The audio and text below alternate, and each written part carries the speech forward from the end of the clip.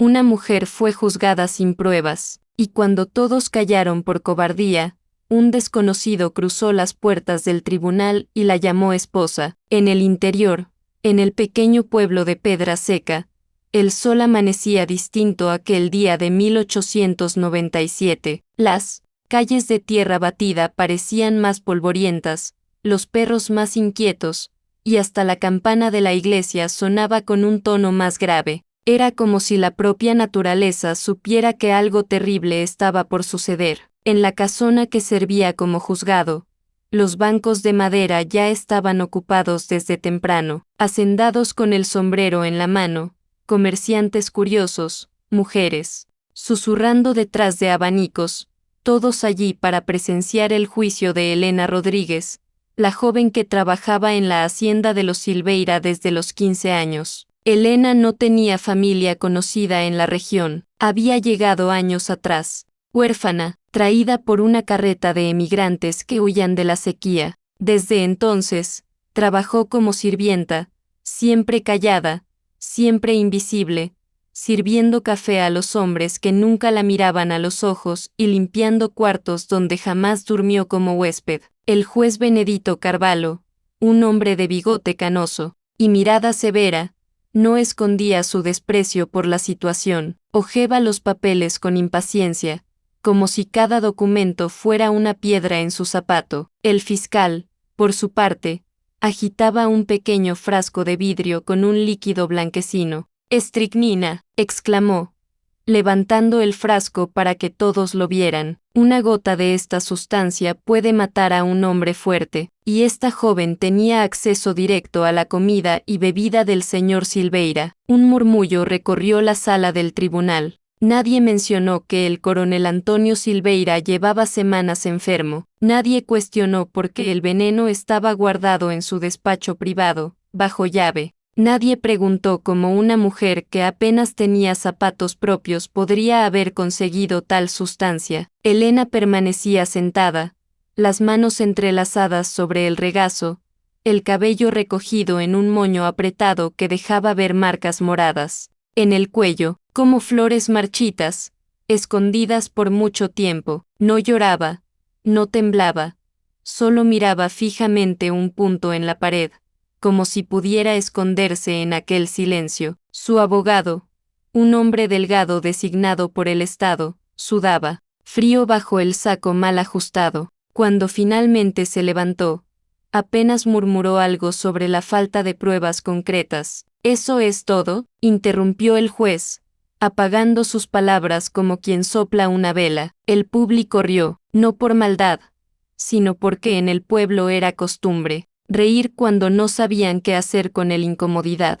Nadie habló de los enemigos que tenía el coronel, nadie mencionó al hijo al que había desheredado, nadie dijo que a Elena, en los últimos meses, siempre se la veía con mangas largas, incluso en los días más calurosos, y, aún así, todos la miraban, como si fueran testigos de un crimen que no presenciaron, pero querían creer que había sucedido. Elena había aprendido que las miradas eran trampas. Desde niña, cuando su madre murió de fiebre y su padre vendió la última vaca por una botella de aguardiente, entendió que sobrevivir significaba volverse invisible. Vivió en 5 casas distintas antes de llegar a la hacienda Silveira, una cicatriz diferente en cada una. En cada casa, un nuevo miedo, pero ninguno se quedó. El juicio fue rápido, más un espectáculo que una audiencia real. Al final del día, fue conducida por los pasillos traseros del juzgado. No se resistió, tampoco suplicó. Algunos decían que era frialdad,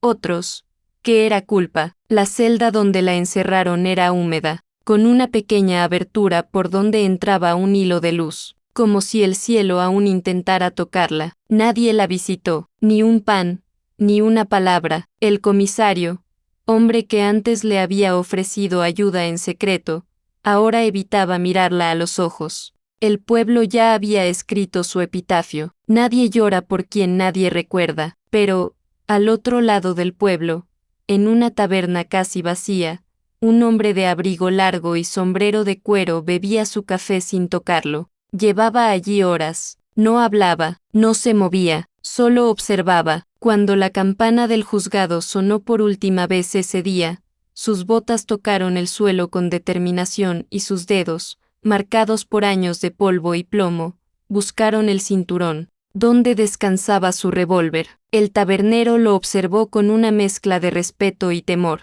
Nadie preguntó su nombre, no hacía falta, pero la muchacha en la celda, aunque aún no lo sabía, esa noche no dormiría sola en su silencio. La noche cayó sobre Pedra Seca como una manta pesada, arrastrando el calor del día y dejando solo el eco de puertas cerradas y ventanas entreabiertas. Nadie caminaba por las calles, ni siquiera los perros callejeros se atrevían a romper el silencio, que se había instalado como una amenaza invisible. En la celda, Elena seguía sentada, la espalda recta, las manos juntas, como si rezara, aunque hacía años que había dejado de hacerlo. Frente a ella, la pared de piedra no ofrecía respuestas, solo recuerdos. Recordaba las noches durmiendo en el granero con el cuerpo dolorido, como el coronel Silveira le lanzaba monedas al día siguiente, como si el dolor pudiera comprarse. Recordaba las veces que pensó en huir,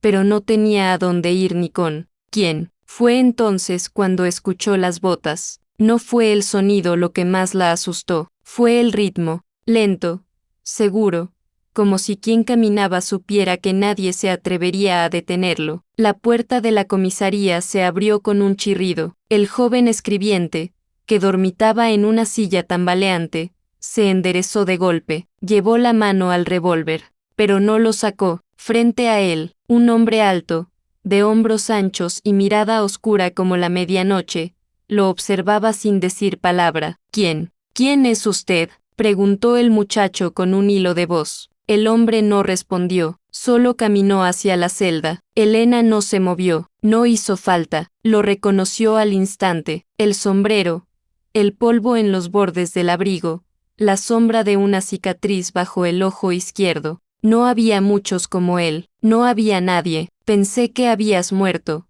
dijo ella, sin alzar la voz. Muchos lo pensaron, respondió él, apoyando la mano en los barrotes de la celda. A veces, es más fácil dejar que lo crean. Ella no dijo nada, tampoco preguntó por qué estaba allí. Él bajó la cabeza por un momento, como si el peso del silencio lo agotara. No vine por venganza, dijo, al fin, ni por redención. Vine porque no podía quedarme quieto mientras te enterraban viva. Ella apretó los labios. La última vez que lo había visto, era otra mujer, más joven, más segura, menos rota. Él había trabajado para el coronel Silveira. Por poco tiempo, había sido su matón, su mano derecha, su sombra silenciosa, y una noche desapareció. No sabías nada, dijo ella, con un hilo de amargura. Te fuiste y nunca miraste atrás. No podía quedarme,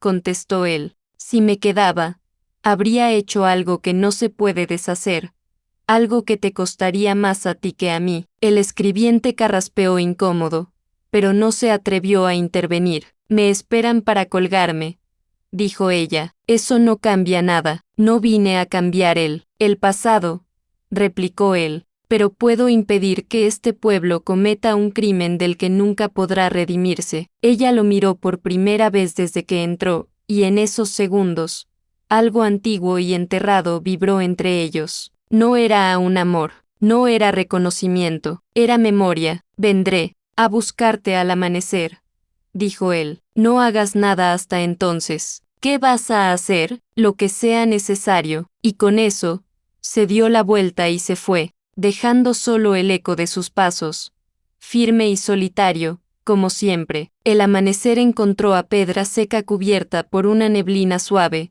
como si el cielo mismo dudara en iluminar lo que estaba por suceder. La noticia corrió más rápido que los gallos. Manuel Moreira había vuelto. Los nombres tienen peso. El suyo era una piedra lanzada al centro de un lago dormido. Las ondas llegaron a cada rincón. En la panadería, el pan se quemó. En la iglesia, el sermón fue susurrado. En la taberna, Los vasos temblaron en las manos del tabernero. El comisario lo sabía. Había conocido a Manuel, años atrás, cuando aún creía que podía limpiar el pueblo sin ensuciarse las manos. Lo había visto enfrentarse a 3 hombres por una niña, golpeada en un callejón, y también había visto cómo, después de eso, desapareció sin pedir agradecimientos. No era un hombre justo, pero tampoco era injusto. Era una línea, delgada entre el bien y el mal, que solo él sabía caminar. A la hora del juicio,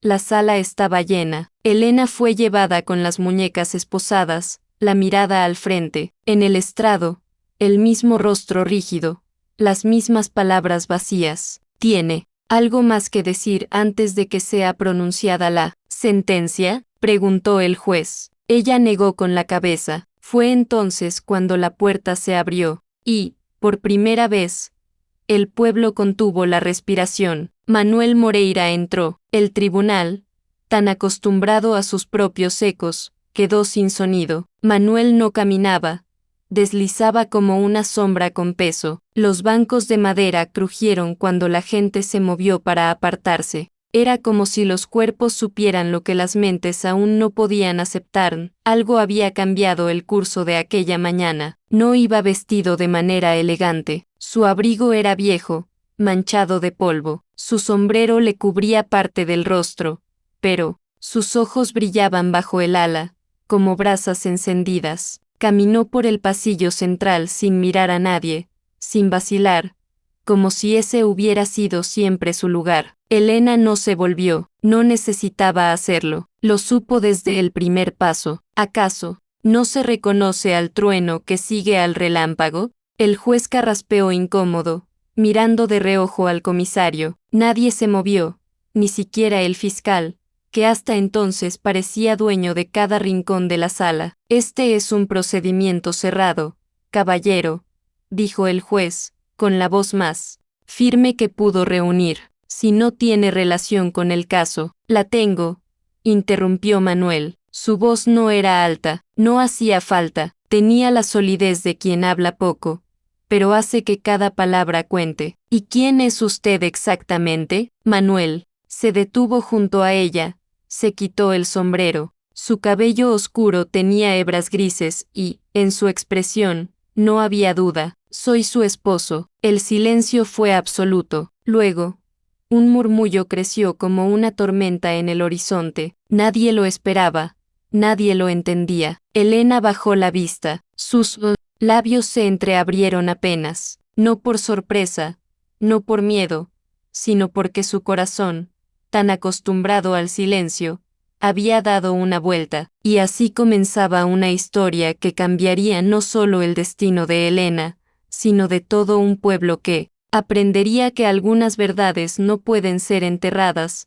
por más que se intente. Sura, ¿qué?, dijo el fiscal, al borde de la incredulidad. Señor Moreira, intentó el juez, visiblemente alterado, este tribunal no está para representaciones teatrales. No es ninguna representación, respondió Manuel. Nos casamos hace 2 años en Ouro Branco. Los papeles fueron firmados, pero no registrados por decisión mía. Sacó un sobre de su abrigo y lo extendió. El comisario lo llevó al juez con manos temblorosas. El magistrado lo leyó una vez, frunciendo el ceño. Luego, lo volvió a leer, como si las palabras pudieran cambiar de significado. Esto no prueba que ella sea inocente, dijo, alzando la voz, como si intentara aferrarse al único argumento que le quedaba. El matrimonio no borra los hechos. No, borra los hechos, repitió Manuel, pero da contexto. Se giró hacia el público. Cada rostro parecía tallado en piedra. Todos ustedes la vieron servir en la casa del hombre más cruel de este pueblo.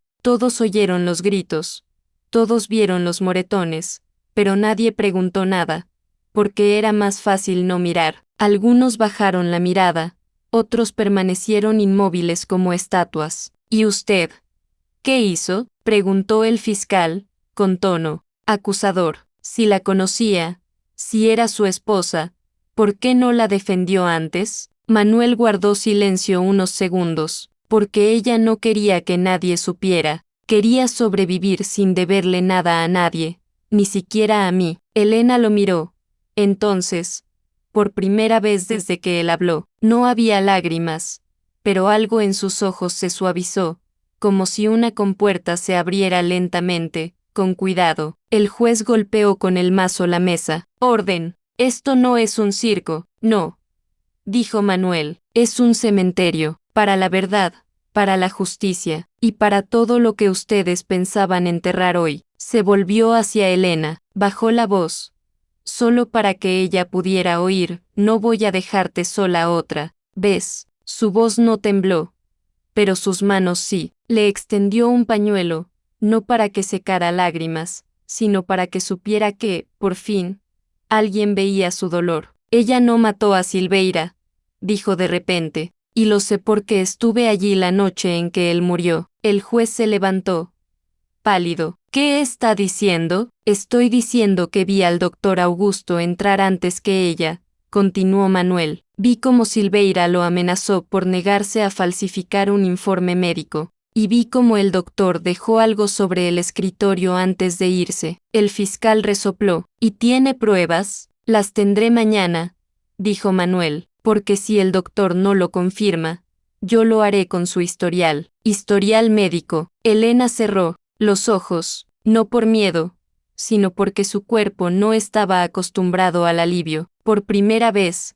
no estaba sola. El silencio que siguió a las palabras de Manuel Moreira no fue inmediato, fue denso, como la calma entre dos disparos. El juez seguía de pie, con el rostro blanco como el papel, el mazo suspendido en el aire, como si su autoridad, de repente, no pesara más que un trozo de madera rota. El fiscal intentó protestar, pero ni él mismo parecía convencido de su papel. Elena no dijo nada, pero por dentro, algo comenzaba a crujir, como una ventana que se abre tras años sellada por el polvo del abandono. Manuel se volvió hacia ella nuevamente, ya no con el porte de un salvador ni con la actitud de un hombre en misión, sino con la expresión de alguien que había cargado muchos silencios y, al fin, decidía soltarlos. Nadie más hablará por ti si no lo deseas, le dijo casi en un susurro, pero ya no tienes que quedarte callada. Ella tragó saliva. Años, años de aprender a medir cada palabra,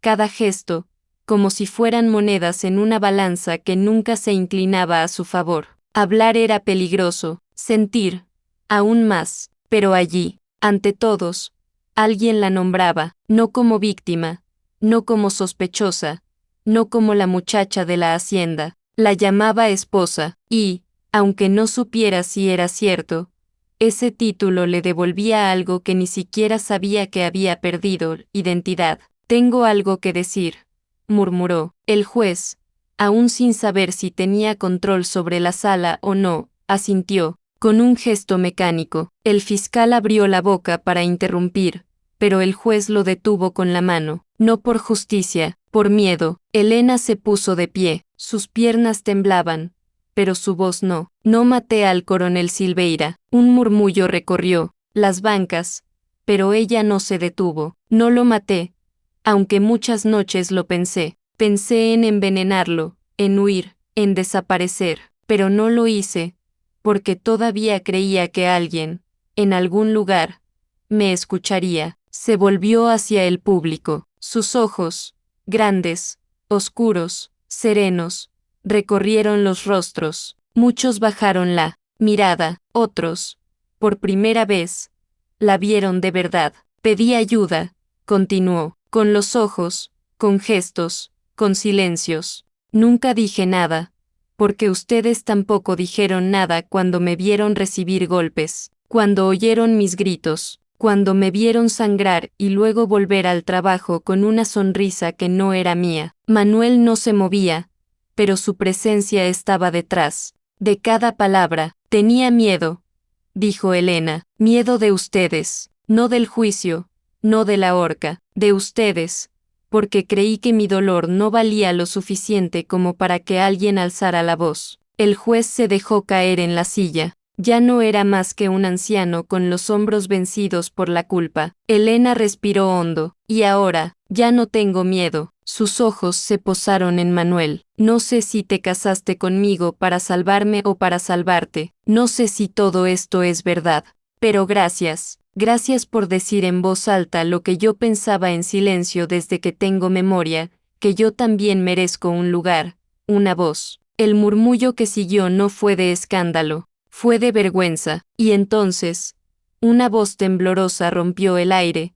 Yo la vi, dijo una mujer desde la última fila. Todos se giraron. Era Benedita, la cocinera de la casa Silveira. Su delantal aún olía a humo y a pan. Vi los golpes. Vi cómo él le echaba aguardiente en las heridas para desinfectar. Vi cómo lloraba cuando creía que nadie la veía. Luego se levantó el joven peón del corral. Una vez limpié el suelo lleno de sangre, dijo. Ella dijo que se había caído, pero yo la sexta caer. Después de que él gritó, el juez no supo qué decir. Nadie supo, ni siquiera el fiscal, que ahora parecía más un niño que una autoridad. Uno a uno, comenzaron a hablar. La costurera, el panadero, incluso el sacerdote, con la voz quebrada. La sala ya no era un tribunal, era una confesión colectiva, un acto de redención sin sentencia ni martillo. Manuel permaneció inmóvil, pero por dentro sabía que esa era la única victoria posible, que Elena no solo fuera absuelta, sino recordada. El juez intentó recuperar el protocolo. El tribunal decretará un receso. Las nuevas declaraciones serán analizadas. Pero ya nadie escuchaba. Elena se sentó. Sus manos aún estaban frías,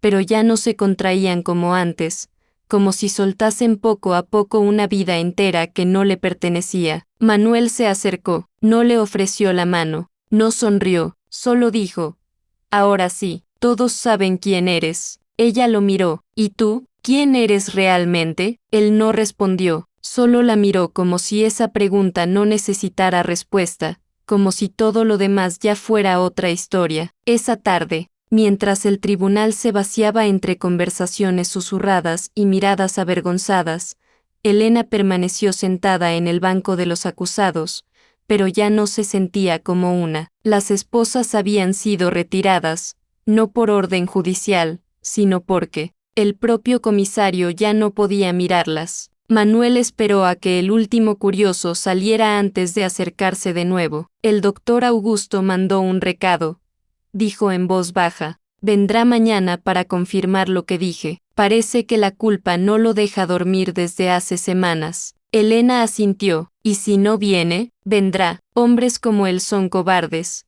pero no son estúpidos. Sabe que si no habla ahora, yo hablaré por él. Ella se levantó despacio, alisando la falda arrugada. ¿Por qué volviste realmente, Manuel? Él tardó en responder, mirando por la ventana del tribunal, donde las primeras sombras de la tarde se alargaban. Porque fui un cobarde, dijo por fin. Me fui cuando debería haberme quedado. Callé cuando debía haber gritado, y no podía vivir sabiendo que tú estabas pagando por el silencio de todos nosotros. No me debías nada, no se trataba de deber, se trataba de lo correcto. Salieron juntos del tribunal. En las calles de Piedra Seca, la gente se apartaba al verlos pasar. Pero ahora no era por desprecio, era por vergüenza. Algunas mujeres bajaban la cabeza, algunos hombres se quitaban el sombrero en un saludo tardío. ¿A dónde vas ahora?, preguntó Manuel cuando llegaron a la plaza central. Elena miró a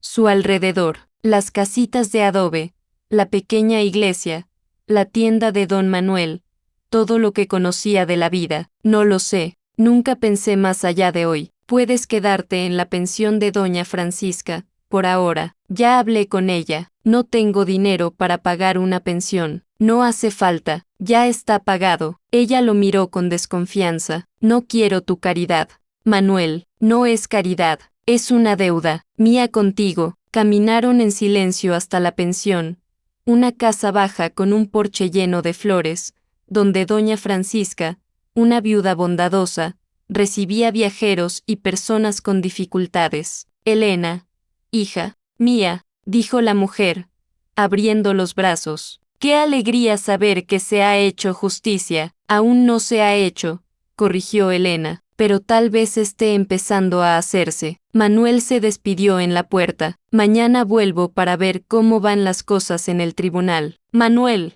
ella lo llamó cuando ya se alejaba. ¿Estamos realmente casados? Él se detuvo, se volvió lentamente. Los papeles existen, el cura que nos casó existe, la iglesia donde lo hicimos también, pero tú nunca lo supiste, porque me fui al día siguiente. ¿Por qué? Porque sabía que, si me quedaba, el coronel lo descubriría, y tú pagarías un precio que yo no quería que pagaras. Entonces me abandonaste para protegerme, te abandoné por cobardía, y volví por la misma razón, porque ya no podía vivir con ella. Esa noche, Elena durmió en una cama de verdad por primera vez en años. No fue un sueño tranquilo, aún quedaba mucho miedo guardado en su cuerpo, pero fue distinto. No durmió con un ojo abierto, no se encogió ante el menor ruido. Por la mañana, como prometido, el doctor Augusto se presentó en el tribunal. Un hombre pequeño,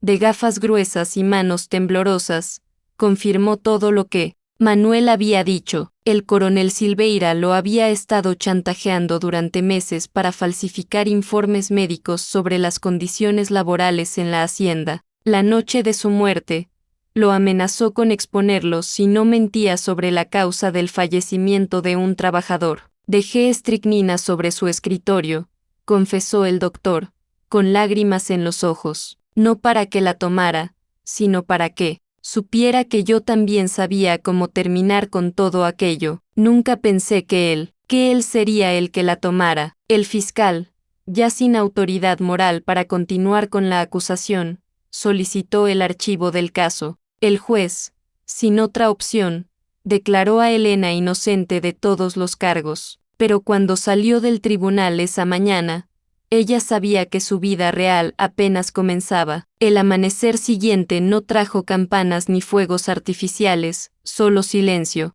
un silencio distinto al de los días anteriores. No era el silencio del miedo, ni el de la resignación, era uno más espeso, más inquietante, como cuando alguien dice una verdad en voz alta y, de repente, nadie sabe dónde poner las manos. Elena despertó antes del sol, no porque hubiera dormido bien, hacía semanas que no lo lograba, sino porque, por primera vez en años, su cuerpo no temblaba al abrir los ojos. No había cadenas en sus muñecas, ni guardias tras la puerta. Estaba libre. Se levantó despacio de la cama de la pensión y caminó hasta la ventana. La calle estaba vacía. Solo un perro callejero hurgando en la basura y un carretero madrugador llevando verduras al mercado. Todo normal, todo igual, pero ella sabía que ya nada sería como antes. Doña Francisca ya estaba en la cocina cuando Elena bajó. Buenos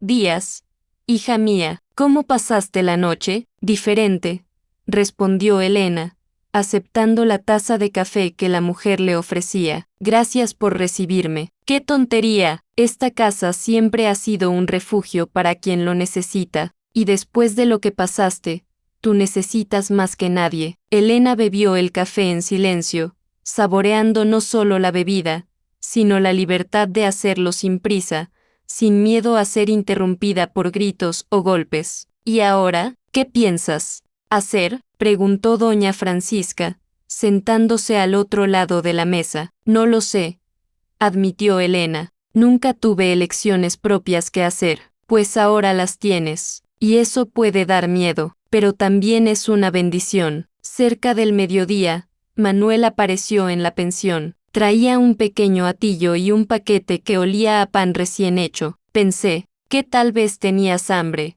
dijo, extendiéndole el paquete. Siempre pienso en comida cuando estoy nerviosa, respondió Elena, aceptando el obsequio. ¿Y por qué estarías nerviosa? Manuel se sentó en la silla frente a ella, en el porche de la pensión. Porque no sé qué hacer ahora. Pasé tanto tiempo pensando en sacarte de allí, que no pensé en el después. Elena lo observó. Era la primera vez que lo veía inseguro, casi vulnerable. No tienes que hacer nada, dijo ella. Ya has hecho suficiente, Elena. Él vaciló. Esos papeles de matrimonio son reales. Nos casamos en una pequeña capilla en Ouro Branco, cuando aún trabajabas para el hacendado anterior. Tú también estabas huyendo de él.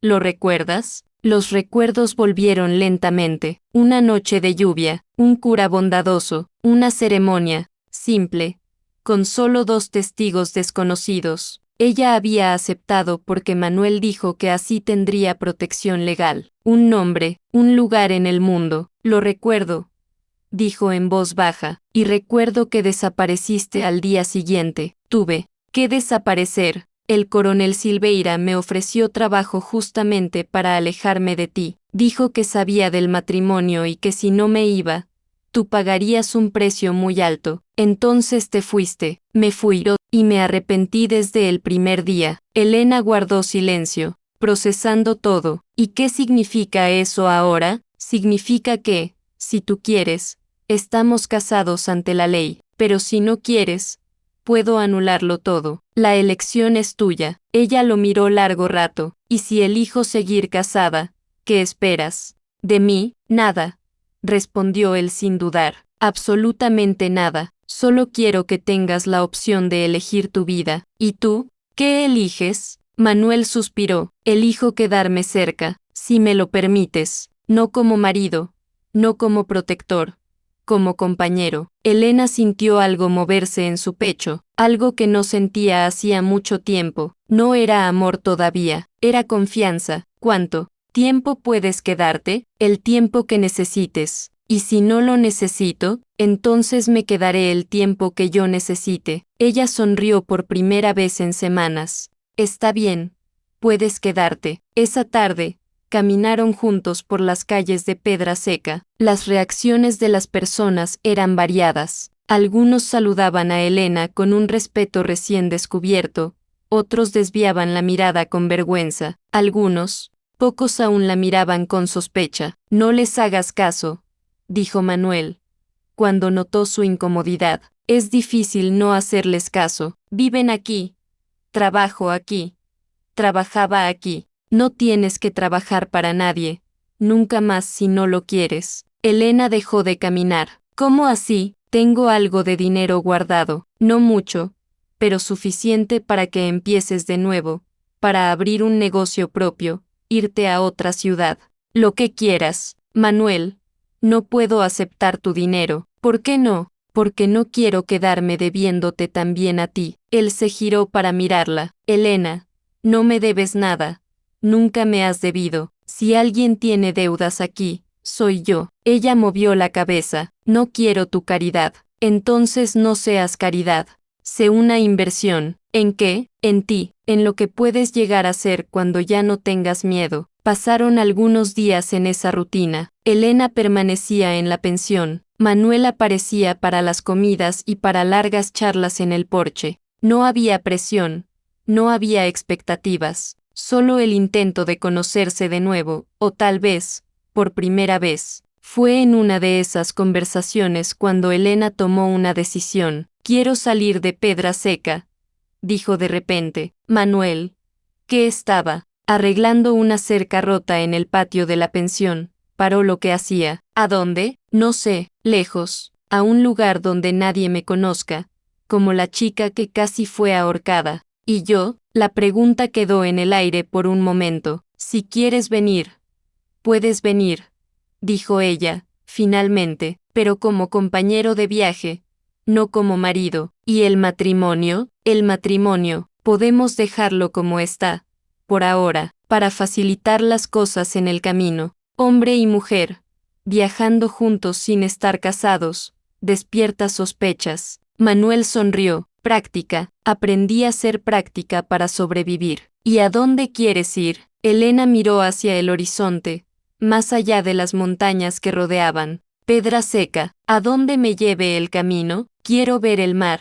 Manuel, nunca he visto el mar. Entonces, vamos a ver el mar. Les llevó una semana prepararse. Elena tenía poco para llevar. Algunas ropas que doña Francisca le había dado, un rosario que había sido de su madre y las pocas monedas que había logrado ahorrar a lo largo de los años. Manuel tenía aún menos: la ropa que llevaba puesta, un revólver, un caballo y una carreta vieja que compró a un agricultor. La noche antes de la partida, doña Francisca preparó una cena especial. «Voy a extrañarlos», dijo la bondadosa mujer. «Esta casa ha estado más alegre con su presencia». «Gracias por todo», dijo Elena, abrazando a la mujer que la había acogido cuando más lo necesitaba. «Si algún día quieren regresar, la puerta estará siempre abierta». Esa última noche en Pedraseca, Elena no pudo dormir. Salió al porche y encontró a Manuel sentado en los escalones,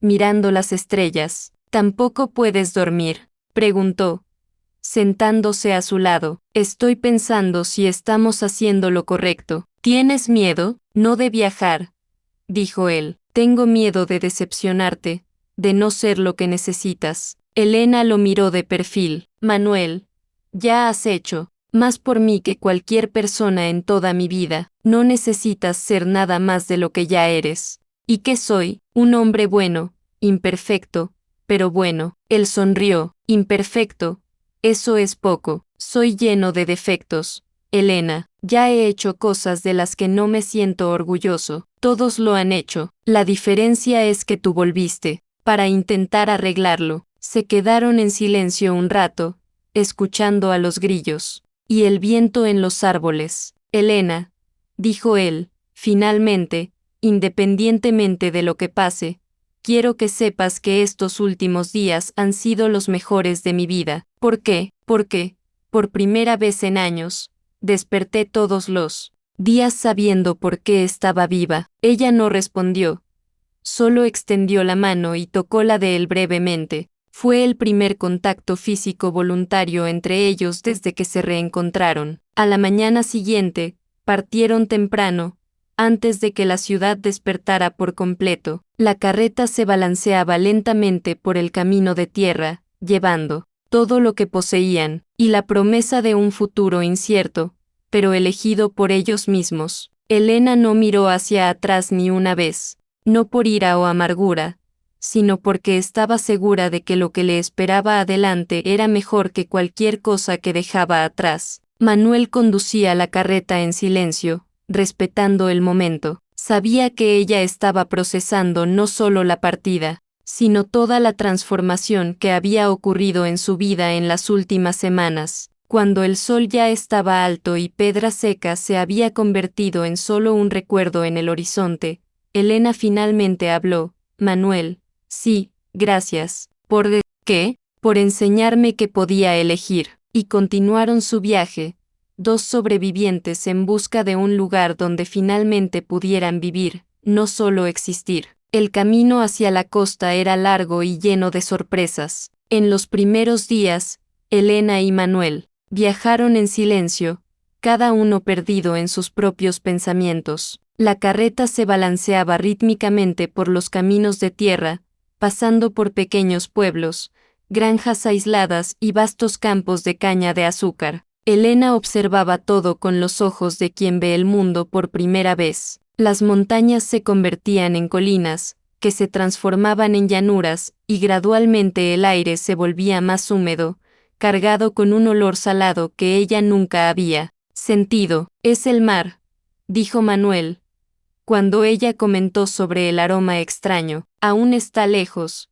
pero el viento trae el olor». «¿Cómo sabes tanto sobre el mar?», preguntó Elena, ajustándose el pañuelo que protegía su rostro del sol. «Estuve allí antes, cuando era más joven. Trabajé en Santos por algunos meses». «¿Y por qué te fuiste?». Manuel sonrió tristemente. «Porque siempre huí de todo, hasta conocerte a ti». En el tercer día de viaje, enfrentaron su primer problema. La lluvia empezó lentamente, solo unas gotas, pero rápidamente se transformó en una tormenta. El camino se convirtió en barro y la carreta se atascó en un agujero profundo. «Vamos a tener que esperar a que pase», dijo Manuel, cubriéndola con una lona encerada. Encontraron refugio en una capilla abandonada, al borde del camino. Era pequeña, con bancos rotos y un altar cubierto de polvo, pero estaba seca. No es muy cómodo, pero es mejor que mojarse, dijo él, ayudándola a bajar de la carreta. Pasaron la tarde allí, escuchando la lluvia golpear el techo de tejas. Elena limpió uno de los bancos y se sentó, observando a Manuel intentar encender una pequeña fogata con ramas secas que había encontrado. ¿Puedo hacerte una pregunta?, dijo ella de repente. Claro. ¿Por qué volviste realmente? Y no me digas que fue solo por la justicia. Había otras maneras de ayudarme sin exponerte tanto. Manuel detuvo lo que hacía y la miró. ¿Quieres la verdad? Siempre. Él se sentó en el suelo, apoyando su espalda en la pared de la capilla, porque fuiste la única persona que me hizo querer ser mejor. Cuando te conocí, trabajando en esa granja antes de Silveira, tenías una forma de mirar el mundo. Incluso sufriendo, no tenías odio en los ojos. Eso me impresionó. Elena guardó silencio, procesando. Y cuando me casé contigo esa noche, continuó él, pensé que iba a protegerte, pero en realidad me estaba protegiendo a mí mismo. No quería admitir que me importaba tanto alguien. ¿Y por qué huiste? Porque hombres como yo no merecen mujeres como tú, o al menos eso pensaba. Y ahora sé que no se trata de merecer. Se trata de intentar todos los días ser digno de lo que se tiene. La lluvia pasó durante la noche y, a la mañana siguiente, lograron sacar la carreta del atolladero. El viaje continuó, pero algo había cambiado. Entre ellos, las conversaciones se alargaron, los silencios se volvieron más cómodos. Fue en una de esas conversaciones cuando Elena contó sobre sus sueños. ¿Sabes qué me gustaría hacer algún día?, dijo ella, mientras descansaban a la sombra de un gran árbol. ¿Qué? Tener una casa mía, pequeña, pero mía, con un patio, donde pueda plantar lo que quiera, y tal vez ayudar a otras mujeres, como yo. ¿Cómo así? Mujeres que son golpeadas, que no tienen a dónde ir, que necesitan un lugar seguro para empezar de nuevo. Manuel la miró con admiración. Elena, eso es increíble, es solo un sueño, dijo ella, sonrojándose un poco. Los mejores comienzos siempre fueron sueños primero. El sexto día de viaje, llegaron a un pequeño pueblo costero llamado Vila do Mar. Era un lugar sencillo, con casitas de pescadores, un pequeño mercado y una iglesia que estaba en lo alto de una colina desde donde se podía ver el océano. Elena vio el mar por primera vez al atardecer. Se quedó parada por largos minutos, solo mirando la inmensidad azul que se extendía hasta el horizonte. Las olas rompían en la playa, con un sonido que nunca había oído, y el viento salado movía sus cabellos. Es más grande de lo que imaginaba, dijo finalmente, y más bonito, añadió Manuel, pero sus ojos estaban en ella, no en el mar. Encontraron alojamiento en una pequeña posada de la familia Tavares. Doña María, la propietaria, era una mujer robusta y alegre que los recibió con simpatía. Vienen de lejos, por lo que veo, dijo, sirviéndoles un guiso de pescado que olía divinamente. Estamos buscando un lugar para establecernos. Pues, han elegido bien. Vila do Mar es un lugar pacífico, gente buena, trabajo honesto, vida sencilla. ¿Qué tipo de trabajo?, preguntó Manuel. Está la pesca, claro, pero también hay comercio, agricultura en las tierras más adentro, y siempre necesitamos gente buena para llevar los negocios. Esa noche, Elena y Manuel caminaron por la playa bajo la luz de la luna. El sonido de las olas era hipnótico, y, por primera vez en mucho tiempo, Elena se sintió verdaderamente en paz. Me gusta aquí, dijo ella de repente, del mar, de todo, del lugar, de la gente, de la sensación de que puedo respirar sin miedo. ¿Quieres quedarte? Elena se detuvo y se giró hacia él. ¿Y tú, qué quieres? Quiero quedarme donde tú estés feliz. No es una respuesta, Manuel. ¿Qué quieres? Él tardó en responder, mirando las estrellas reflejadas en el agua. Quiero una oportunidad de construir algo bueno por primera vez en mi vida. Quiero despertar por la mañana sabiendo que puedo ser útil para algo, además de cargar un arma. Y quiero, él vaciló, ¿qué? Quiero estar a tu lado, cuando construyas esa casa que sueñas, no como dueño, sino como alguien que ayuda a levantar las paredes. Elena sintió algo moverse en su pecho. Ya no era solo confianza, era algo más profundo. Manuel, dijo ella, bajito, ¿puedo preguntarte algo? Siempre, ¿me amas? La pregunta quedó suspendida en el aire, entre ellos, mezclada con el sonido de las olas. Sí, respondió él.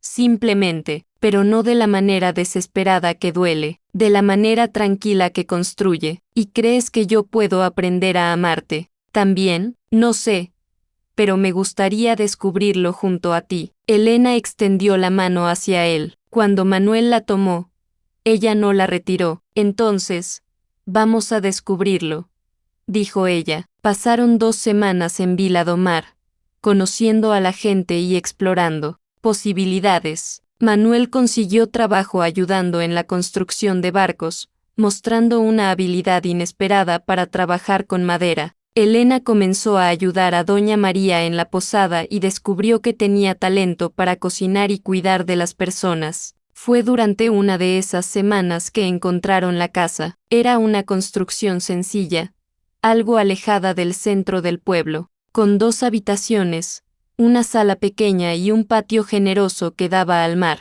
Estaba vacía desde hacía meses, desde que el antiguo dueño, un pescador anciano, había muerto sin dejar familia. Necesita algunas reparaciones, dijo el agente, que los llevó a ver la propiedad, pero la estructura es sólida y el precio es justo. Elena caminó por los cuartos vacíos, imaginando cómo sería vivir allí. Abrió la ventana de lo que podría ser su habitación y vio el mar extendiéndose hasta el infinito. ¿Qué piensas?, preguntó Manuel. Creo que parece un hogar. Entonces, vamos a convertirla en uno. Tardaron 1 mes en reformar la casa. Manuel reparó el techo, cambió algunas tablas del suelo y construyó una mesa y 2 sillas con madera que sobraba de la carpintería donde trabajaba. Elena pintó las paredes, cosió cortinas y plantó un pequeño jardín en el patio. Trabajaban codo a codo durante el día, y por la noche conversaban en el porche, mirando las estrellas y escuchando el mar. Fue una de esas noches cuando Elena tomó una decisión importante. Manuel, dijo ella, quiero que duermas en la habitación conmigo. Él la miró sorprendido. Elena, no es necesario, no es por obligación, interrumpió ella, es porque quiero, porque confío en ti. ¿Y por qué? Porque creo que estoy empezando a amarte también. ¿Estás segura? Sí, pero despacio. ¿Está bien? Aún estoy aprendiendo a no tener miedo. Despacio, concordó él. A tu tiempo. Esa noche, durmieron en la misma habitación por primera vez, cada uno en su mitad de la cama, sin tocarse, pero juntos. Y Elena, por primera vez en su vida adulta, durmió sin pesadillas. Las semanas que siguieron fueron de descubrimientos. Elena descubrió que le gustaba cocinar para Manuel, que disfrutaba cuidar de la casa, que era realmente suya. Descubrió que le gustaba la manera en que él la miraba, no con deseo depredador, sino con cariño genuino. Manuel descubrió que era capaz de ser amable, que podía ser fuerte sin ser violento, que podía proteger sin poseer, y juntos descubrieron que el amor podía ser construido, ladrillo por ladrillo, conversación por conversación, gesto por gesto. Una tarde,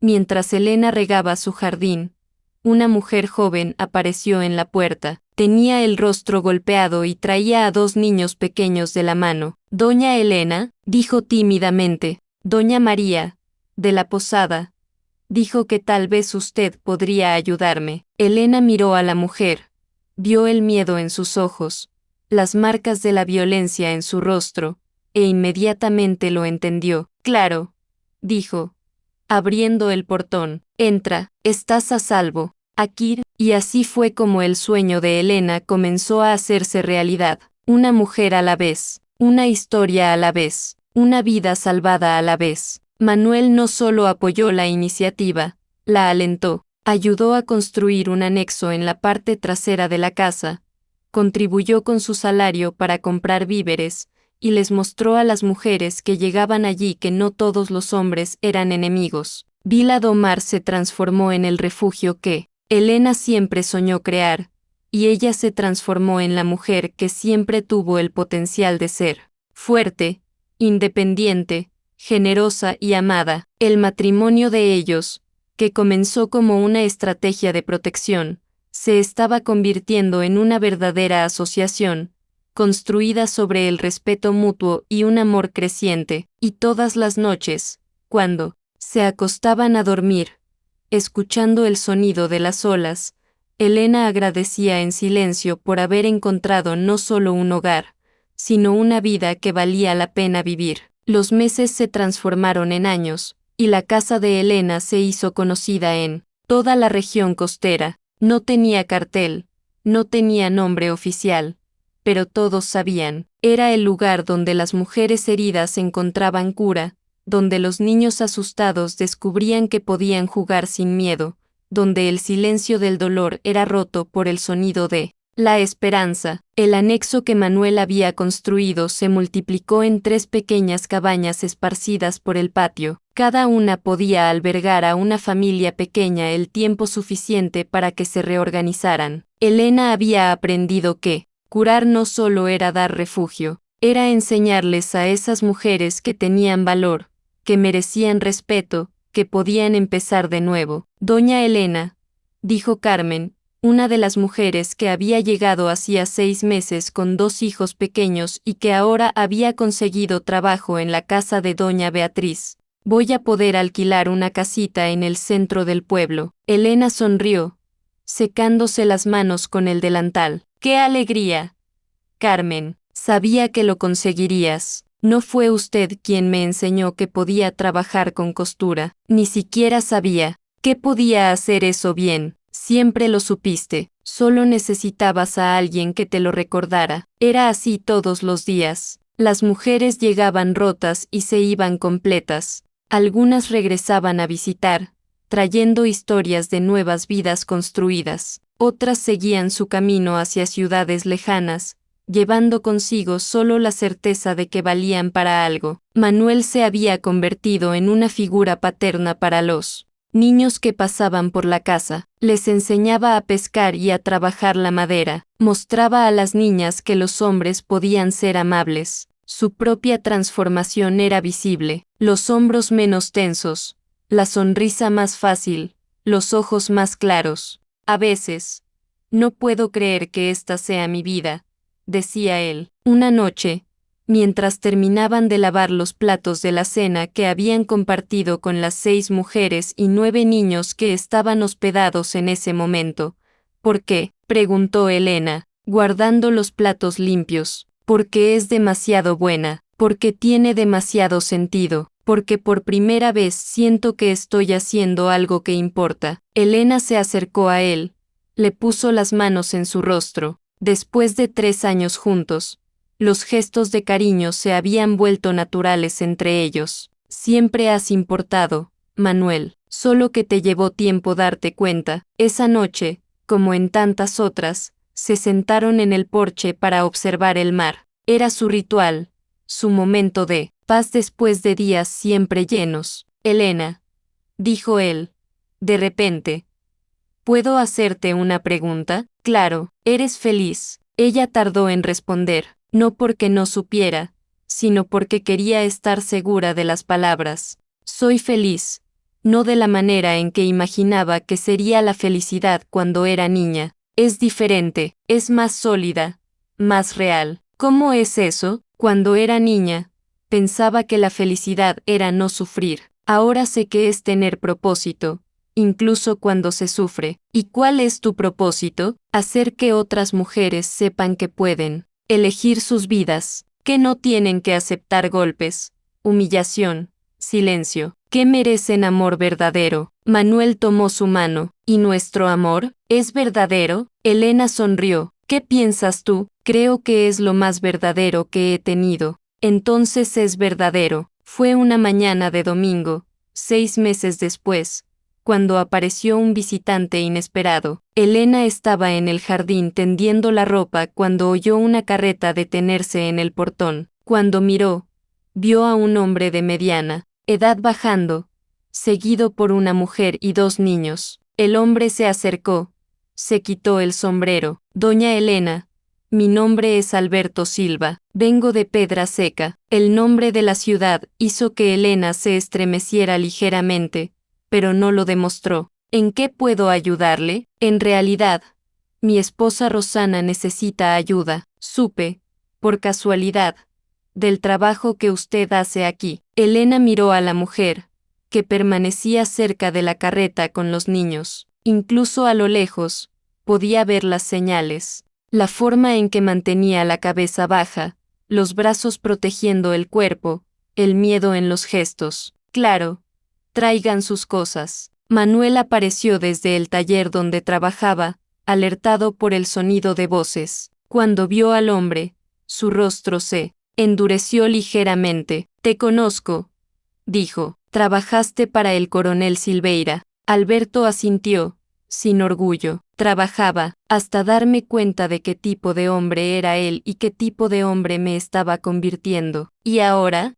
estoy tratando de ser mejor. Para ella, dijo, señalando a su esposa, y para ellas, añadió, mirando a sus hijas. Elena intervino. Manuel, ¿puedes ayudarlo con el equipaje? Rosana, ven, te voy a mostrar dónde pueden quedarse. En los días que siguieron, la historia de Rosana se fue revelando poco a poco. Alberto había empezado a beber después de perder su trabajo en la Fazenda Silveira. El alcohol trajo violencia y la violencia trajo miedo, pero, a diferencia de muchos hombres, Alberto se dio cuenta de lo que estaba haciendo y decidió buscar ayuda. Escuché de usted en Pedra Seca, les contó a Elena y Manuel, en una conversación nocturna. Dicen que usted salva familias, no solo mujeres. No salvo a nadie, corrigió Elena. Solo ofrezco un lugar seguro para que las personas se salven a sí mismas. Entonces, eso es lo que estoy pidiendo. Un lugar seguro para mi familia, mientras aprendo a ser el hombre que ellas merecen. Fue la primera vez que Elena recibió a un hombre pidiendo ayuda para cambiar. Manuel se mostró desconfiado al principio, pero poco a poco fue viendo la sinceridad de Alberto. No es fácil admitir que se está equivocado, dijo Manuel. Cierta noche, después de que Alberto pasara el día ayudando a reparar un techo dañado, se necesita coraje. La cobardía fue lo que me trajo hasta aquí, respondió Alberto. El coraje es intentar ser diferente. Rosana floreció en las semanas siguientes. Volvió a sonreír, a jugar con sus hijas, a participar en las conversaciones de las mujeres. Y Alberto, trabajando duro durante el día y participando en las reuniones nocturnas que Manuel conducía con otros hombres de la villa sobre respeto y relaciones, comenzó a transformarse también. Ustedes saben que están cambiando el mundo, dijo el padre Antonio, el párroco local, en una de sus visitas regulares a la casa. ¿Cómo es eso, padre?, preguntó Elena. Una familia a la vez, un corazón a la vez. Así es como suceden los cambios reales. Fue entonces cuando Elena tuvo una idea. Manuel, le dijo esa noche, ¿y si no fueran solo las mujeres? ¿Y si pudiéramos ayudar a familias enteras a sanar? ¿Cómo? Enseñando a los hombres que quieren cambiar, como Alberto, a los niños que necesitan ver ejemplos diferentes, creando una comunidad donde el respeto sea normal, no una excepción. Sería increíble, dijo él, pero necesitaríamos más espacio, más recursos. Entonces, los conseguiremos. Y lo consiguieron. La historia de Elena y Manuel y del refugio que crearon en Vila do Mar se difundió por toda la región. Llegaron donaciones de agricultores conscientes, comerciantes solidarios, familias que querían apoyar la causa. En 2 años, habían construido una verdadera aldea dentro de la villa, casas para familias temporales, talleres para enseñar oficios, una escuela pequeña para los niños, un centro comunitario para reuniones y celebraciones. Elena nunca se casó oficialmente con Manuel en una gran ceremonia, no lo necesitaban. Lo que tenían era más profundo que cualquier ritual. Era una asociación construida en el respeto, el amor creciente y el propósito compartido. ¿Recuerdas cuando me preguntaste si realmente estábamos casados? Le dijo ella una noche, 5 años después de llegar a Vila do Mar. Lo recuerdo. Ahora sé la respuesta. Estamos casados de la única forma que importa, por elección, todos los días. Una tarde, muchos años después, Elena estaba sentada en el porche de su casa, ahora con el cabello gris y las manos marcadas por el trabajo, observando a los niños jugar en el jardín. Una niña pequeña se acercó con un cuaderno en la mano. Doña Elena, dijo la niña, la profesora me pidió que le preguntara sobre su historia. ¿Es cierto que casi la ahorcaron? Elena sonrió, levantando a la niña para que se sentara a su lado. ¿Es cierto? Sí. ¿Y el señor Manuel la salvó? Elena miró hacia el interior de la casa, donde Manuel, ahora con barba blanca, dormía en una silla con un libro sobre el pecho. No, querida, le dijo, él me ayudó a salvarme, lo cual es muy diferente. ¿Y luego fueron felices para siempre? Elena rió suavemente. No todos los días, pero los suficientes para que valiera la pena. La niña anotó todo con cuidado. ¿Y qué pasó después? Elena cerró los ojos por un momento, escuchando el sonido de las olas, las voces de las mujeres preparando la cena, las risas de los niños. Después, dijo, descubrimos que la vida no se trata de encontrar a un héroe, se trata de descubrir que tú mismo puedes ser el héroe de tu propia historia. Cuando la niña se alejó para jugar, Elena permaneció sentada, observando todo lo que habían construido. Vila do Mar se había convertido en un ejemplo,